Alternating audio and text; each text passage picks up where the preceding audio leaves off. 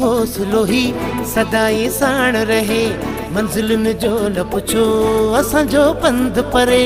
ही जुनू हौसलो ही सदाई साण रहे, मंजिलन जो न पुछो असांजो पंध परे। हवा ते रखी पेर पंहिंजा हलूं, हवा ते रखी पेर पंहिंजा हलूं, ऐं कंडन सां विढ़ूं पर गुलन खे चुमूं।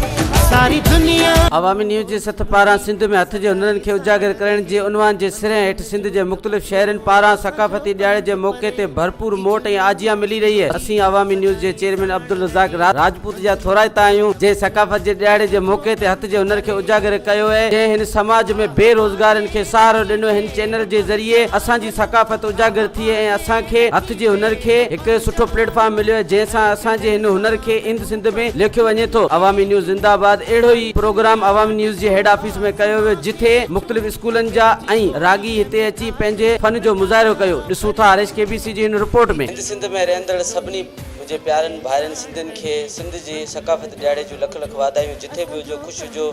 अवामी न्यूज़ कुंडकुड़छ में जेको हथ जे हुनर जो असां स्लोगन रखियो, पूरी सिंध में असांखे भरपूर मोट मिली रही है। ऐं पंहिंजे चेयरमैन साहिबु अवामी न्यूज़ जो जा तमामु घणा थोराइतो ऐं जंहिं हथ जे हुनर खे स्लोगन ॾेई हिन खे उजागर कयो आहे। ऐं पाकिस्तान जो ही पहिरियों वेब चैनल आहे जंहिं हथ जे हुनर खे ई उजागर कयो आहे। ऐं अॼु ॾींहुं ताईं पाकिस्तान जे अंदरि जेतिरा बि सिंधी मीडिया चैनल हलनि था, जंहिं हथ जे हुनर खे उनवान कोन ॾिनो आहे, पाणी जी विच ॾिनो आहे, मुख़्तलिफ़ इशूज़ हुननि खया आहिनि। ही पहिरियों अवामी न्यूज़ वेब चैनल आहे जंहिं हथ जे हुनर खे उजागर ॾिनी आहे। जिन क़ौमनि पंहिंजी अगरि सक़ाफ़त विसारे छॾी आहे, उन क़ौमनि जो वजूद ई मिटी वियो। अगरि तव्हांजी सक़ाफ़त हुनजी हथ जो हुनर हूंदो, उनखे तव्हांखे भरपूर मोट मिलंदी ऐं उन खां गॾोगॾु हथ जे हुनर सां माण्हुनि खे रोज़गार मिलंदो, हुननि जो टैलेंट ज़ाहिर थींदो ऐं माण्हुनि जी क़दुरु थींदी। असांजे सिंध उन खां अलावा फॉरेन मुल्क में जेके असांजी पंहिंजी अजरक आहे, टोपी आहे, गज आहे, वाडको आहे, लोहार को कमु आहे, इनखे तरजीह मिली माण्हू इनखे सुञाणंदा त भई ही सिंधी आहिनि। सिंध सलामत, साथ सलामत, जिथे बि हुजो ख़ुशि हुजो। जीए सिंध, जीए अवामी न्यूज़। अवामी न्यूज़ जा तमामु थोराइता आहियूं, छो त उन्हनि हथ जे हुनर खे उजागर करण जे लाइ इहो प्रोग्राम रखियो आहे। असां जस ॾियूं था अवामी न्यूज़ जी टीम खे ऐं उन्हनि जे चेयरमैन साहिबु अब्दुल रज़ाक राजपूत खे जीए सिंध, जीए अवामी न्यूज़। अब्दुल रज़ाक राजपूत जेको आहे उनजा लख थोरा, लख कुर्ब। ऐं असां त हैरान आहियूं जेको पूरे हिन इलाइक़े में जेको सो वॾो कमु कयो अथनि, हुनर खे तरजीह ॾिनी अथनि ऐं इन चैनल खे असांजो सलाम आहे।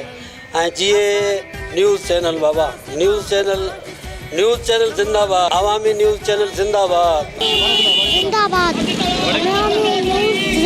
हींअर काफ़ी हथ जे हुनर खे तमामु पोइ ते धिकियो पियो वञे त अवामी न्यूज़ वारनि जेको इहो तमामु बहितरीनु स्लोगन असांखे ॾिनो आहे, तमामु जस लहन अवामी न्यूज़ वारा, जंहिं हिकु बहितरीनु हिकु अहिड़ो स्लोगन ॾिनो आहे जेको तमामु सिंध में पोइ ते कयो पियो वञे। ऐं गुज़ारिश कंदुसि अवामी न्यूज़ तमामु बहितरीनु क़दम आहे। सॼी सिंध जरके पई, अॼु सॼी सिंध मुरके पई।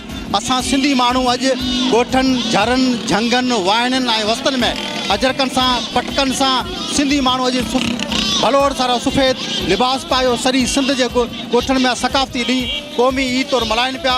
अॼु सॼी सिंध में दोदा, दूल्हे, होशू, हेमू, बागलबायूं नज़र अचनि पियूं। अॼु असां पूरी सिंध में हीउ ॾींहुं जेको आहे जोश, जज़्बे ऐं क़ौमी ईद तौरु मल्हाए रहिया आहियूं। असां सिंधी माण्हुनि खे इहो साबित करिणो आहे दुनिया जे आॾो त असां सिंधी माण्हू पूरी दुनिया में असांजी तहज़ीब, असांजी सक़ाफ़त, असांजी ॿोली, असांजी तहज़ीब पूरी दुनिया में रिच आहे, पूरी दुनिया में शाहूकार आहे।